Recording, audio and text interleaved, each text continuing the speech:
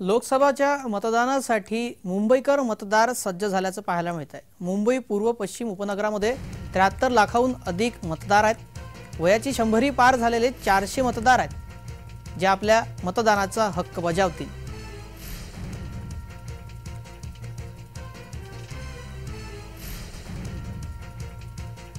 ज्या गोष्टी करू नयेत असं निवडणूक आयोगानं वेगवेगळ्या कायद्यांनी आणि आपल्या सर्वोच्च न्यायालयाने आणि उच्च न्यायालयाने वेळोवेळी सांगितलेलं आहे।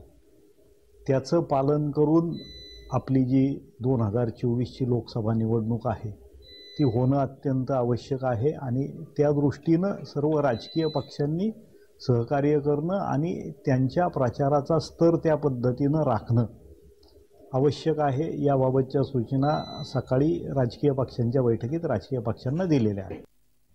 दरम्यान मुंबईच्या पूर्व आणि पश्चिम उपनगरातील मतदारांची स्थिती जाणून घेऊयात ग्राफिक्सच्या माध्यमातून।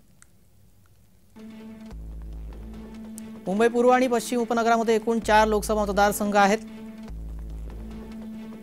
पूर्व आणि पश्चिम उपनगर जिल्ह्यामध्ये एकूण 73 लाखांपेक्षा अधिक मतदार आहेत।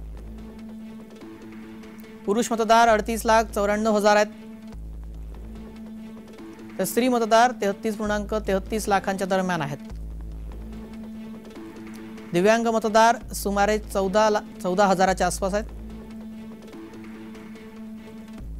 100 पार झालेले एकूण मतदार 400च्या आसपास आहेत।